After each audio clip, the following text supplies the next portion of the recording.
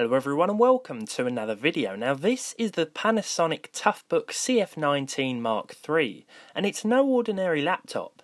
This rugged convertible device has been built to last in even the most intensive environments. Since the time of its launch many years ago, the Toughbook has seen a few different redesigns and been released with varying specifications, though it was never the most technologically advanced piece of kit available during these respective product launches. But it didn't need to be. The Toughbook was aimed at an entirely different market. With a launch price of between £2,000 and £3,000 or closer to $3,000, this machine doesn't sound like it fits in with the usual theme of this channel, but there are two reasons why I wanted to take a look at one. You probably noticed I haven't made a video in, well, what seems like forever, and that's because I've been away from home for the past 2 weeks. I first took a trip over to Belgium before making my way back to the UK to attend a wedding in Devon. Why is this relevant, I hear you ask? Well, it was at the beginning of this trip that I managed to drop and break my trusty on-the-road notebook, and without it, I couldn't do any work. After getting back, I decided to see what sort of rugged options there were out there in terms of portable computing for someone clumsy like myself, as the slim designs of modern machines seem to be their combined downfall.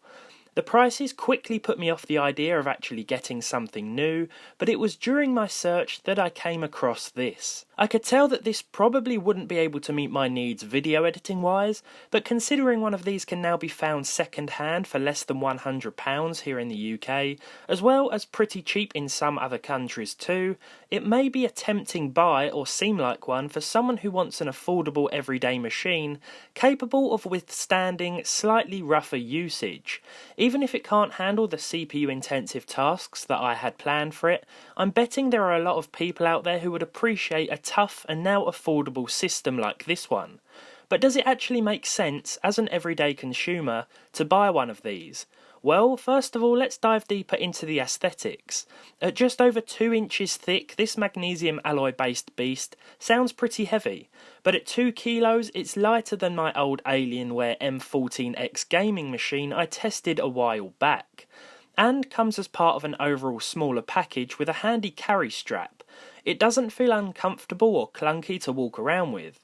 You'll notice that all the parts are covered by plastic tabs too, or at least they all would have been, because this meets both IP65 and MIL STD 810 standards. That means it's totally protected against dirt, grit and dust, as well as 1 meter drops, and you could probably leave it outside in a light shower, or maybe even use it in the shower. The reason it features such heavy-duty protection is because this is a machine once used by the US military, and one that was also integrated into some UK police vehicles. While there's very little chance that this laptop in my hands will ever be exposed to the conditions that a soldier could have faced, it does mean that the everyday consumer who might be tempted by one of these can be pretty sure that they won't end up breaking it in everyday use. I should also mention that a predecessor to the CF19 here, the CF-M34, even stopped a bullet once. So yeah, these dense machines are pretty tough. We will be testing its strength further a little later on though. If you want an affordable used laptop that you probably can't break, then what could be more perfect? But let's talk about usability. I've been using this one as my primary system for nearly 2 days now, and my experience has been mixed. The 10.1 inch 1024x768 display isn't the best, as you can imagine, but it is a touchscreen, and it's a good job because the trackpad does require a bit of extra pressure applied to it as you drag the cursor around the screen. This could be due to its past life, so it's probably safe to assume all older Toughbooks may feel similar to use. The CF19 doesn't just withstand heavy handling, it requires and encourages it to some extent. But don't forget that they were never intended originally for the mass market. In order to navigate the aforementioned touchscreen, there would have originally been a stylus included here, but a delicate precision tool like a pen or pencil should make a delightful replacement. Your finger will also suffice, though I can't help but feel a hammer would look more at home being used with this hardy bit of kit. If you'd rather use it as a tablet, then that's also doable thanks to the centre hinge that unlocks the rotational mechanism. Using it this way will be down to personal preference, but in my opinion I'd rather keep it in traditional laptop mode, even if the small keyboard and odd non-standard key may take some getting used to. Beyond the chassis and inside the case you'll find a modest Core 2 Duo U9300 clocked at 1.2 GHz. This 2-core CPU launched in late 2008 and features a 10-watt TDP. In terms of processing power, it's weaker than a single-core Celeron G460, which is more modern but was the weakest CPU that I could find, and therefore use as a comparison. It feels okay though in everyday performance, which may be in part down to the 4 gigs of DDR2. Some older models would have only had half of that, and instead of Windows 7 would have shipped with Windows XP. This one originally came with 32-bit Windows, but I upgraded it to the 64-bit version just to ensure wider compatibility with programs and software, something I would definitely advise should the CPU allow it. The graphics are unfortunately onboard Intel GMA, so games will be limited to older classics, which is by no means a bad thing. After nearly 2 hours of usage the battery was drained, but I was surprised it lasted that long. I've used more modern, albeit used, laptops that have run out quicker during constant usage and multitasking, especially little netbooks like this. The system also remained very quiet thanks to the fanless heat pipe design. After all, it makes no sense using fans to draw air if you're in a super dusty environment with a laptop that's apparently dust-proof. A laptop that runs quiet will always score bonus points with me. So I touched on performance just now, but let's talk about how it handled some more CPU-intensive tasks.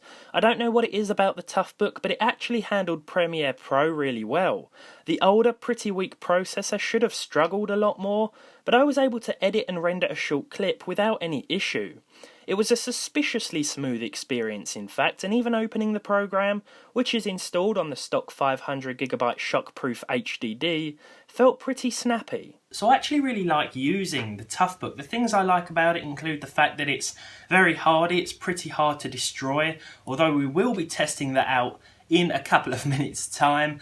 And I also like the fact that it runs pretty quiet. A lot of older netbooks I've used, or notebooks, whatever you want to call them, small ones like that, usually get pretty loud when they're under any sort of strain. I used to have a little Acer machine that once you'd have used it for say half an hour or an hour, the fan would get so loud that you just wanted to turn it off and walk away. So it's nice having a machine that stays, well, pretty much silent under such circumstances. It's also surprisingly faster than I thought it would be. As I mentioned before, firing up Premiere Pro was really not that much of a bad experience. I was able to edit a short clip with relative ease. There will be a few moments of slowdown, as you would imagine. It was overall better than I initially anticipated. I mean, if I am comparing it to other little older notebooks that feature similar specs on the market, I'd rather have the Toughbook because you do have that added sort of sturdiness to it, and the fact that you could walk along, drop it, and it wouldn't care. You know, I think what I paid for it, although it was cheaper than what you can find them for in some places, it isn't exactly the best deal in the world. You are still paying for that Panasonic Toughbook name,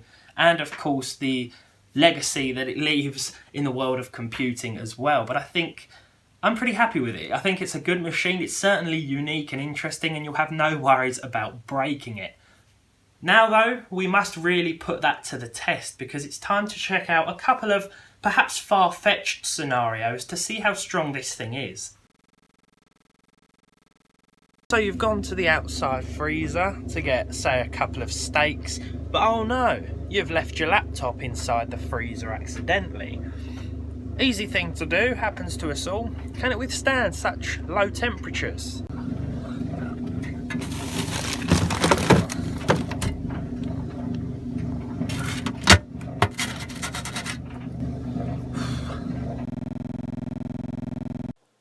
So as you can see, after we took it out the freezer, it was indeed working perfectly fine, if not a little bit cold. But what if you don't get it caught in the freezer? What if it happens to fall under your car, and that car happens to be a Land Rover Discovery weighing over 2 tons? Can it survive such an impact? Well, let's take a look.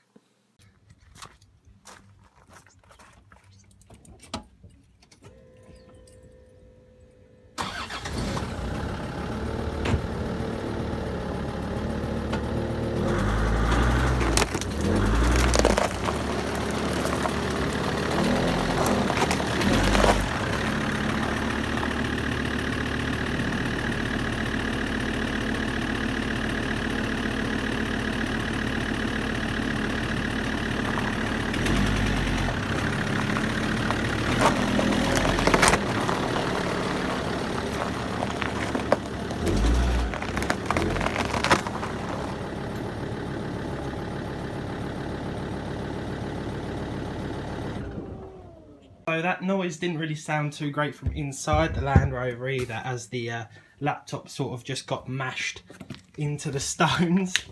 But it's the moment of truth. Has it survived the 2.5 ton crushing experience? Opening it up. Oh no! We've lost a few bits. As you can see, there's a few bits of plastic come off here. Metal, should I say.